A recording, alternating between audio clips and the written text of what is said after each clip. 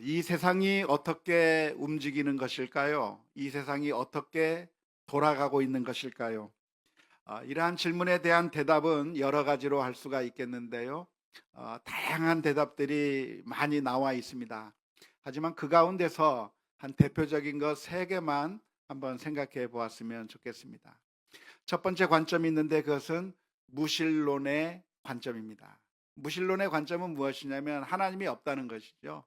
하나님이 없기 때문에 이 세상은 어떻게 돌아가는가? 이 세상은 그냥 우연의 연속이다.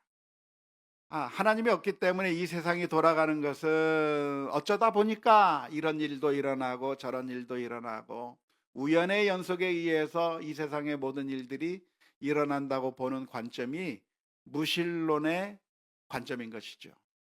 정반대의 관점이 있습니다. 무슨 관점일까요? 유신론의 관점입니다. 유신론의 관점은 무엇이냐면 하나님이 계시다. 하나님이 계시는데 그 하나님께서 이 세상을 통치하고 운행하신다고 보는 관점이 유신론의 관점입니다.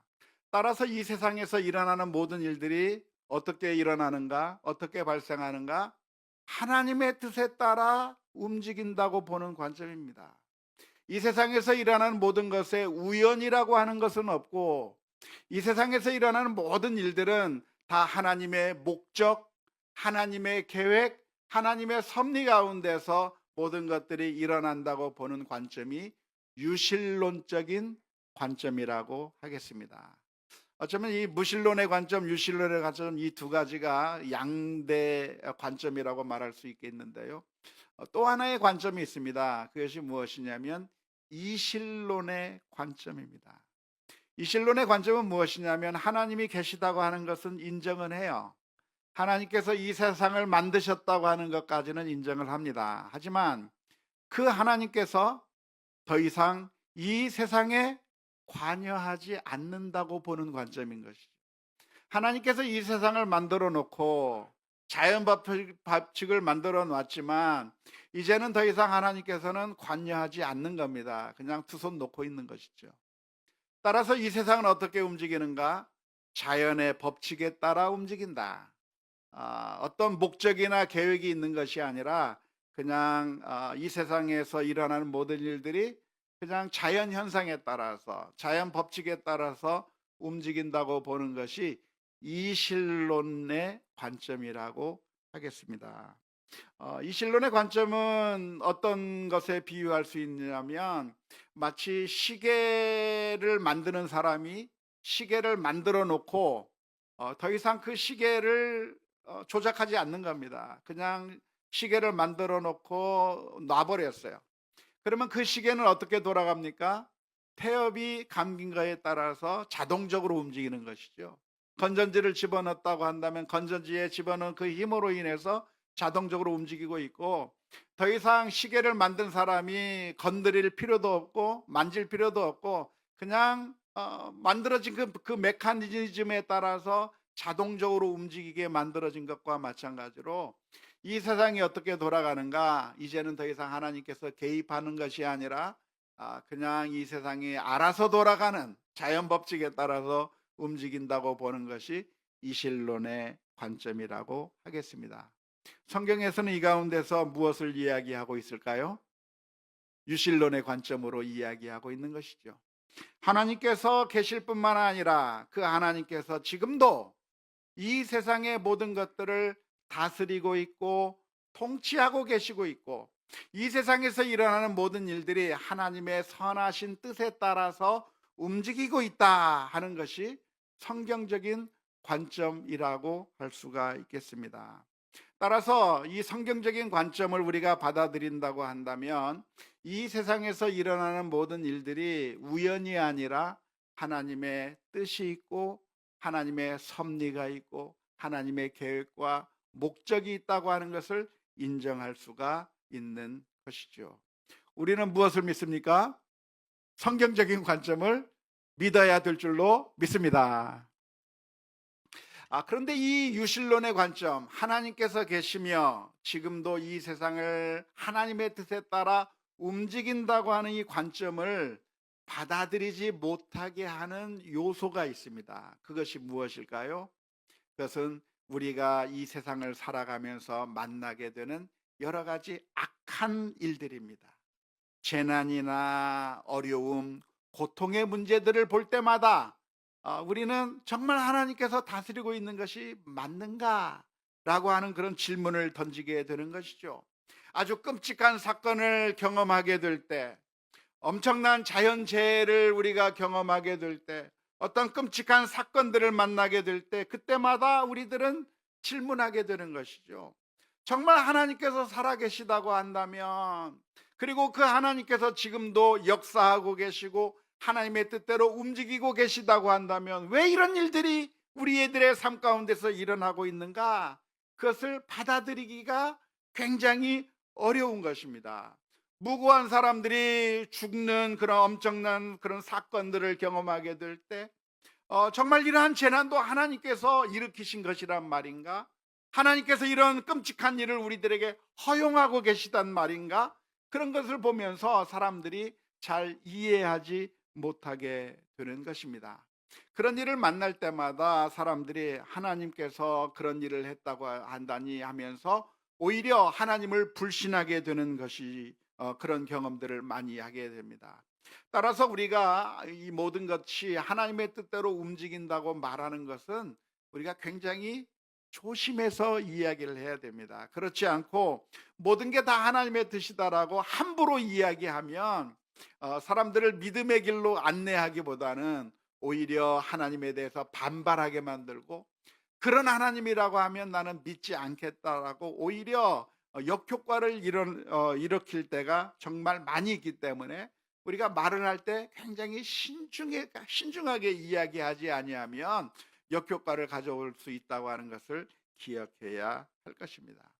안타깝게도 우리나라에서 어떤 끔찍한 일들이 일어날 때마다, 재난들을 만날 때마다 분별력이 없이 함부로 말하는 크리스천들 때문에 오히려 반발을 사게 되고 오히려 여러 가지 참 안 좋은 이야기를 듣는 경우가 많이 있습니다.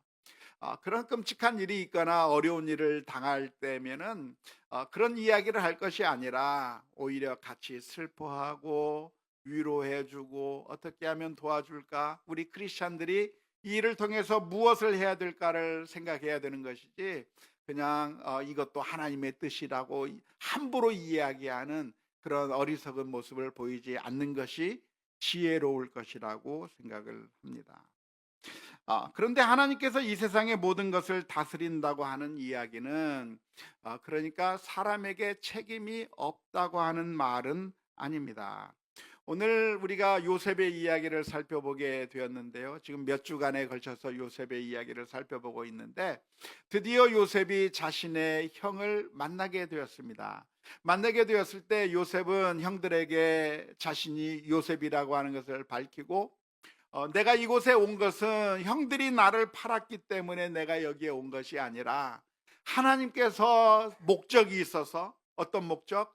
사람들을 살리기 위한 목적으로 나를 이곳에 보내셨다고 고백하게 되는 그런 놀라운 이야기를 하게 되는 것이죠. 하지만 이런 얘기는 무슨 이야기일까요? 그러니까 형들의 책임이 전혀 없다는 얘기일까요? 사실은 그렇지 않습니다.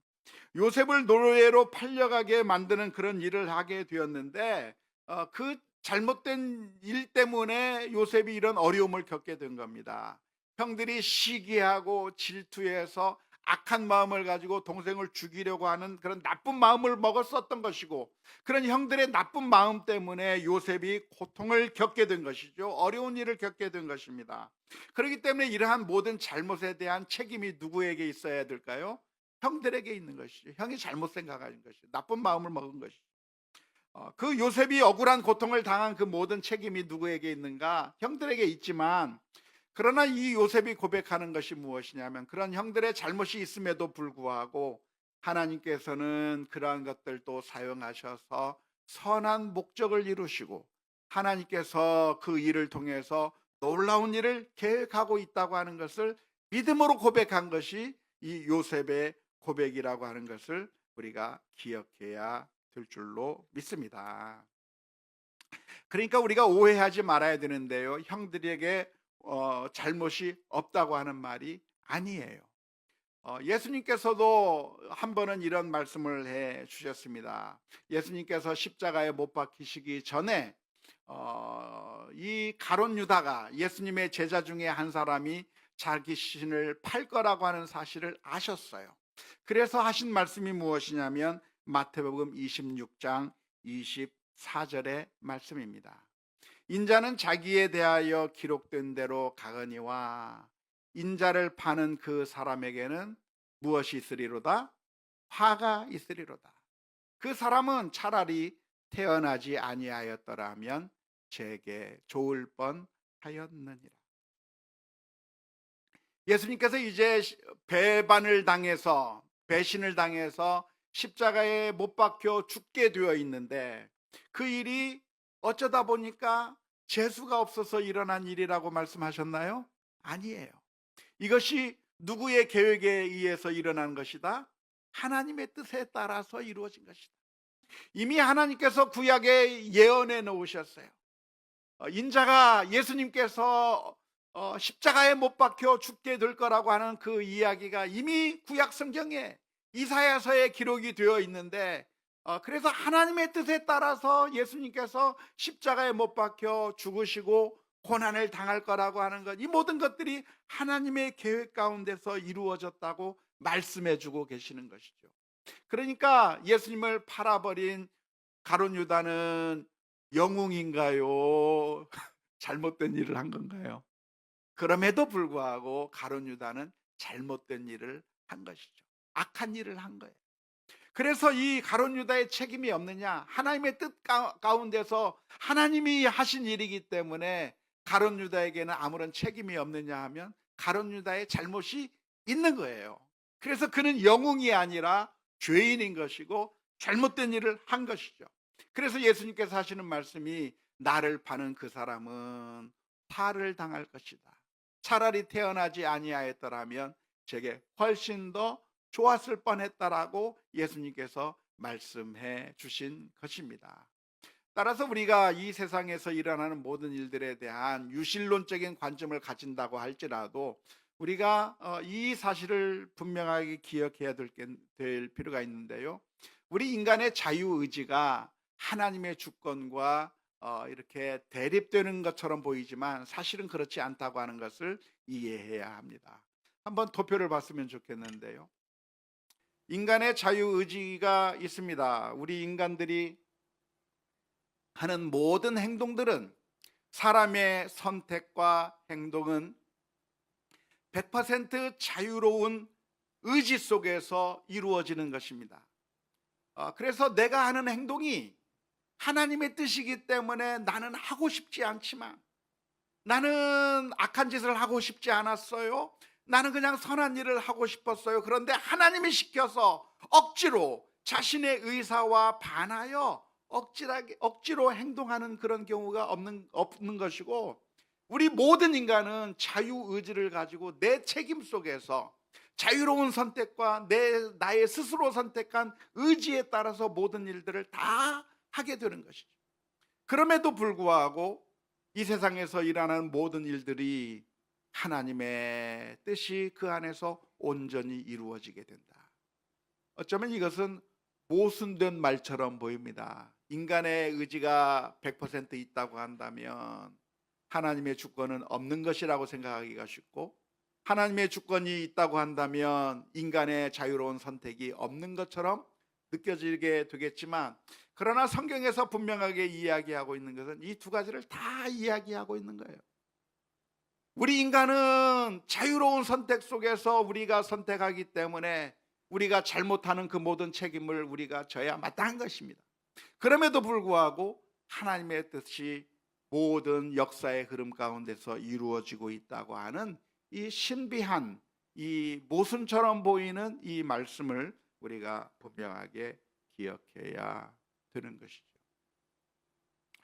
하나님의 주권 하에서, 하나님의 뜻과 계획 하에서 모든 것들이 이루어진다고 하는 이 말을 우리가 들을 때 이것이 우리의 책임이 없고 모든 것이 다 하나님의 책임이라는 식으로 그렇게 오해하시면 안 되는 겁니다. 어떤 사람이 열심히 학교에 입학하기 위해서 노력을 많이 했어요. 그러면서 시험을 봤습니다. 직장에 취직하기 위해서 여러 가지 시험을 봤습니다. 그러면서 하나님 합격시켜 주세요 했는데 나중에 보니까 합격이 안 됐어요. 하나님을 원망해야 됩니까? 어떻게 해야 됩니까? 자기가 잘못한 거예요. 더 노력해야 되는데 더 노력하지 않았고, 더 수고해야 되는데 더 수고하지 않았고, 그만큼 충분하게 하지 않았기 때문에 내가 원하던 것을 하지 못한 책임이 나 자신에게 있는 것이죠. 막 먹으면서 살을 빼고 싶다고 얘기했는데 살이 안 빠졌어요. 누구 책임이에요? 내가 먹은 책임이에요. 우리 가정이 행복해지고 싶었는데 행복해지지 않아요. 정말 싸움이 일어나고 고통스러운 일들이 있고 가정에 불화가 생겼어요. 왜 하나님 우리 가정이 이렇게 불화합니까? 왜 우리 가정은 이렇게 지옥과 같습니까? 왜 하나님이 우리 가정을 이렇게 힘들게 만듭니까? 하나님에게 모든 책임을 돌릴 수 있는 것이 아니라 그것은 우리가 그만큼 노력하지 않았기 때문이에요. 내가 먼저 말을 예쁘게 하고 정말 따뜻한 말 한마디 더 해주고 서로 감싸주고 하면서 따뜻한 가정을 만들기 위해서 부단한 노력을 해야 되는데 그렇게 하지 못하고 내가 잘못했기 때문에 가정이 어려움을 겪는데 그 모든 것을 하나님의 책임이라고, 하나님 왜 나에게 이런 악한 일을 벌이십니까? 라면서 하나님에게 모든 책임을 넘겨버리는 것이, 그것은 옳지 않은 것이죠. 그래서 이 세상을 하나님께서 다스린다고 하는 이 말은 성경 전체에서 가르쳐주고 있는 교훈이기는 하지만 이 말을 우리가 오용해서는 안 되는 것이죠. 같은 말이라도 누가 하느냐에 따라서 그 의미는 완전히 달라집니다. 요셉은 오늘 아주 정말 믿음의 고백을 하게 되는 것이죠. 자신을 팔아버렸던 형들을 만나서 내가 이렇게 오게 된 것은 형들이 나를 팔아버렸기 때문이 아니라 하나님께서 선을 이루시기 위해서, 생명을 살리시기 위해서 하나님께서 나를 보내셨다고 그렇게 믿음으로 고백했습니다. 이것은 아주 은혜로운 고백이고 우리 모두가 가져야 될 믿음의 자세라고 말할 수가 있습니다. 그런데 이 말을 누가 하면 안 되죠? 형들이 하면 안 되는 거예요.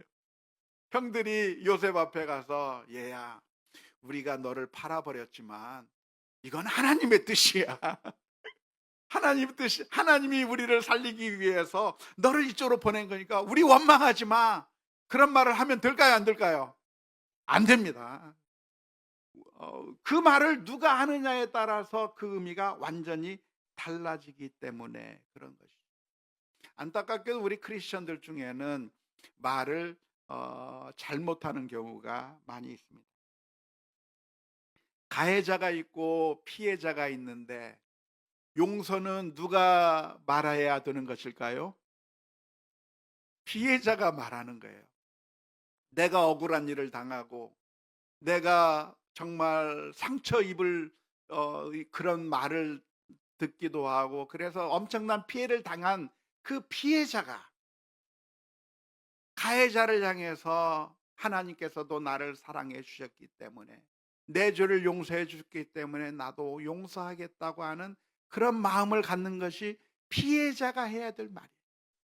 그런데 가해자가 다가가서 주님은 용서하셨습니다, 용서해야 된다고 그렇게 이야기하면 그 잘못되는 이야기가 되는 것이죠.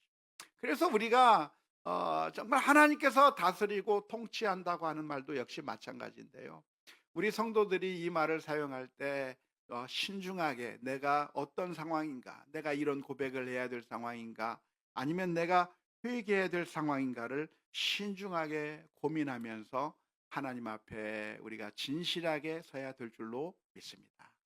오늘 창세기 45장의 말씀을 보면 요셉은 형들을 만나면서 놀라운 믿음의 고백을 합니다.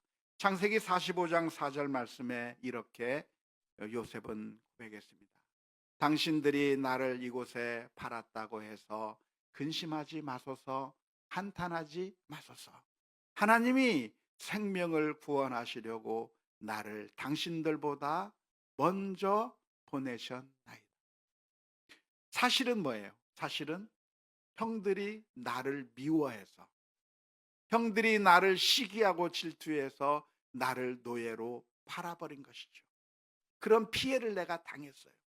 하지만 요셉은 그 피해를 당한 상황 가운데서 나를 힘들게 했던 형들의 미움, 형들의 시기, 질투, 그래서 내가 원수를 갚아버려야 되겠다고 하는 그것을 바라본 것이 아니라 형들이 그런 걸 통해서 나에게 나쁜 짓을 했지만 그것마저도 선하게 바꾸시는 하나님의 선하신 손길을 바라본 거예요. 하나님이 그런 악을 허용하신 이유가 무엇인가? 막으실 수도 있는 하나님께서 그러한 형들의 나쁜 것을 통해서 이루고자 하는 것이 무엇인가?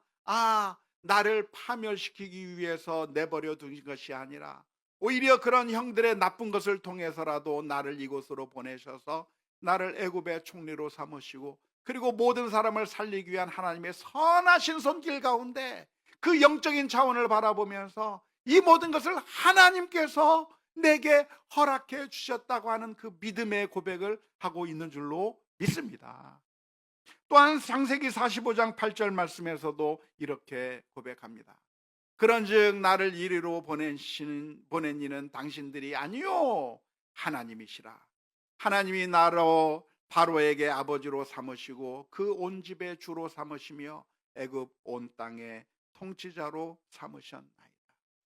사람들은 나에게 나쁜 짓을 했지만, 나를 죽이기 위해서, 나를 없애버리기 위해서 이 일을 했지만, 그러나 그것이 하나님의 선하시고 온전하신 그 계획 속에서 이루어질 때 그것이 선한 목적을 위해서 이루어진 것이고, 하나님께서 그 악한 것마저도 변화시켜서 나로 하여금 이 놀라운 일을 하게 만드셨다고 하는 그런 믿음의 고백 때문에 사람들에게 원수를 갚는 것이 아니라 오히려 감사하는 마음으로 이런 믿음의 고백을 했다고 하는 사실을 바라보면서 오늘 또 우리가 이런 일들을 만날 때 나를 힘들게 했던 그 사람을 보면서 원수 갚겠다고 하는 마음이 아니라 오히려 하나님의 그 선하신 계획과 목적들을 바라보며 믿음의 고백을 할 수 있는 우리 모두가 다 될 수 있기를 주님의 이름으로 축원합니다.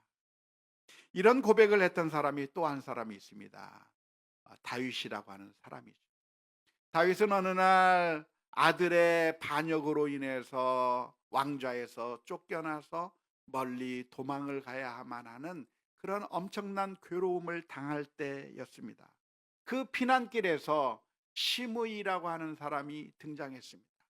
그래서 그 시므이는 다윗을 향해서 욕을 하기 시작했습니다. 저주하기 시작했어. 비난하기 시작했어. 하나님께서 너를 저주한다고 말을 하면서 돌을 던지면서 피난 가는 그 다윗의 마음을 더 아프게 만드는 일을 했던 사람이 시므이라고 하는 사람입니다.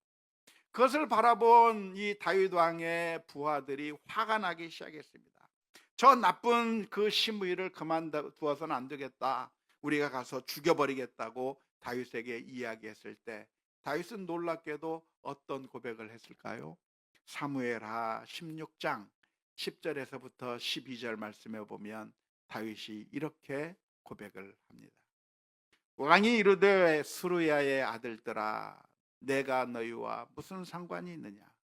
그가 저주하는 것은 여호와께서 그에게 다윗을 저주하라 하심이니 내가 어찌 그리하였느냐 할 자가 누구겠느냐 하고, 또 다윗이 아비새와 모든 신하에게 이르되 내 몸에서 난 아들도 내 생명을 해하려 하거든 하물며 이 베냐민 사람이라. 여호와께서 그에게 명령하신 것이니 그가 저주하게 내버려 두라. 혹시 여호와께서 나의 원통함을 감찰하시리니 오늘 그 저주 때문에 여호와께서 선으로 내게 갚아 주시리라. 다윗은 그 순간에 시므이가 자신을 향해서 욕하고 저주하고 돌을 던지는 것을 보면서 시므이를 본 것이 아니라 누구를 바라봤어요? 하나님을 바라. 이 세상에서 일어나고 있는 일들이 우연히 일어나는 것이 아니라, 하나님과 아무런 관계없이 일어나는 것이 아니라 하나님께서 허용하시는 것을 통해서 이런 일들이 일어난다고 한다면, 하나님께서 저 사람으로 하여금 나를 욕하고 비난하게 만든 이유가 있을 것이다라고 생각한 것이죠. 하나님께서 저 시므이를 사용하셔서 나를 저주하라고 하신 그 이유가 무엇일까? 다윗은 그것이 무엇이라고 생각했을까요? 내가 잘못한 죄에 대해서 하나님께서 나를 책망하시는구나.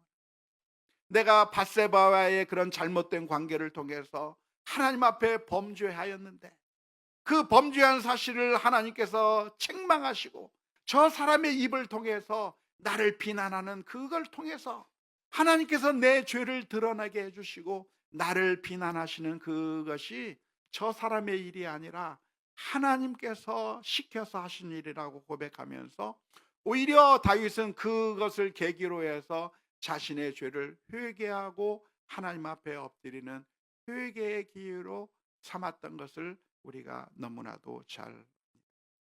그래서 오늘 저와 여러분들이 분명하게 기억해야 될 것이 있다고 한다면, 이 세상에서 일어나는 일들을 바라볼 때 그 일을 일으키고 있는 사람들만 바라볼 것이 아니라 그 일 뒤에서 역사하고 계시는 하나님을 바라보는 믿음의 눈을 가질 수 있기를 주님의 이름으로 축원합니다.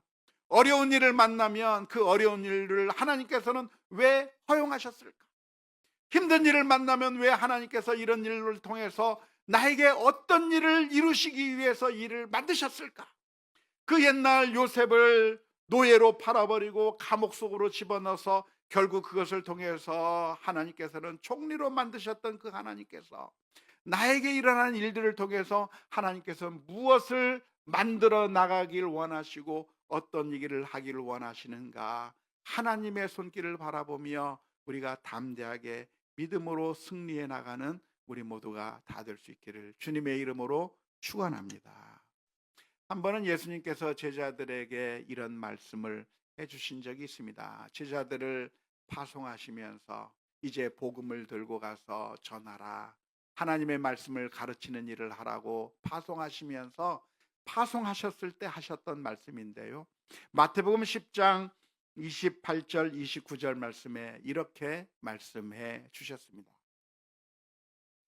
몸은 죽여도 영혼은 능히 죽이지 못하는 자들을 두려워하지 말고 오직 몸과 영혼을 능히 지옥에 멸하실 수 있는 이를 두려워하라. 참새 2마리가 한 아사리온에 팔리지 않느냐? 그러나 너희 아버지께서 허락하지 아니하시면 그 하나도 땅에 떨어지지 아니하리라. 복음을 증거하러 가다가 우리를 핍박하는 사람을 만날 수가 있습니다.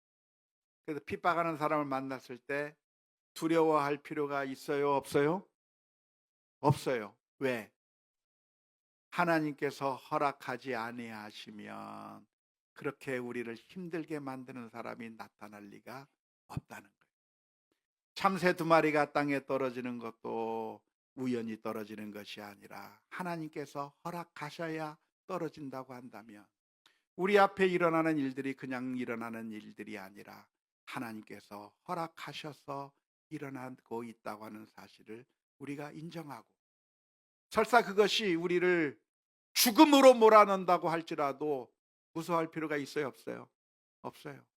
우리를 죽일 수는 있지만 우리를 하나님의 사랑에서 끊을 수는 없고, 우리의 목숨을 빼앗아 버릴 수는 있지만 그러나 영혼까지 멸하실 수 없고, 하나님의 선하신 뜻과 계획 안에서 하나님께서 어떠한 일로 우리에게 엄청난 일을 주실지, 고난이 깊으면 깊을수록 하나님께서는 더 큰 일로, 더 위대한 일로 우리들의 삶을 인도해 주실 그 하나님을 바라보면서 우리가 그 하나님을 바라보는 가운데 믿음으로 승리해 나가는 우리 모두가 되어야 될 줄로 믿습니다.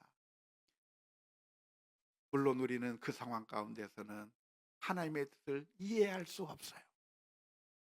때로는 죽음을 만날 수도 있고, 때로는 감옥에 갇힐 수도 있고, 때로는 정말 우리가 도무지 이해할 수 없는 일들을 만날 수 있고, 정말 큼직한 일들을 만나게 되면서 하나님 도대체 이것으로 어떤 선한 일을 이룰 수 있단 말입니까? 하나님 도대체 이것으로 어떤 하나님의 뜻을 이룰 수 있단 말입니까? 우리들의 머리로는 도무지 이해할 수 없는 일들이 우리들의 삶 가운데 나타날 수가 있어요. 그러나 그 순간에 우리가 절망하는 것이 아니라 이 세상의 일들을 하나님께서 주관해 주신다고 한다면 하나님께서 이걸 통해서도 하나님께서 엄청난 놀라운 일을 만들어 나가실 수 있다고 하는 사실을 기억하면서 믿음의 눈으로 바라보는 저와 여러분들이 다 될 수 있기를 주님의 이름으로 축원합니다. 하나님의 역사하심에는 실수가 없기 때문입니다. 우리는 종종 모든 일들이 하나님께서 우리를 외면하셨기 때문에 이런 일들이 일어난 것은 아닐까, 하나님께서 나를 관심을 두지 않기 때문에 일어난 일이 아닐까, 그렇게 생각하기 쉽지만, 그러나 하나님께서 모든 것을 하나하나 선하게 인도하시는 그 하나님께서 우리들의 삶을 주관해 주신다고 하는 사실을 믿으며 담대하게 주님 앞에 나아가야 하는 것이죠. 지난 주간에 우리는 아주 참 끔찍한 사고의 이야기를 들었습니다. 요즘 들어서 왜 이렇게 사건과 사고가 많은지, 이번에는 또 뭐가 생겼죠? 비행기에서 폭탄을 투하했는데 그게 민가에 떨어진 거예요. 민가에 떨어졌는데 생각만 해도 너무나도 끔찍해요. 왜 그렇죠? 이 폭탄이 북한에 떨어졌으면 어떻게 했을 뻔했어요. 전쟁이 일어났을 것 같아요. 국방부의 설명을 보니까 좌표를 잘못 입력해서 실수로 떨어졌다. 그런데 사랑하는 성도 여러분, 하나님께서 이루시는 일에는 실수가 없어요. 좌표를 잘못 입력하는 게 없어요.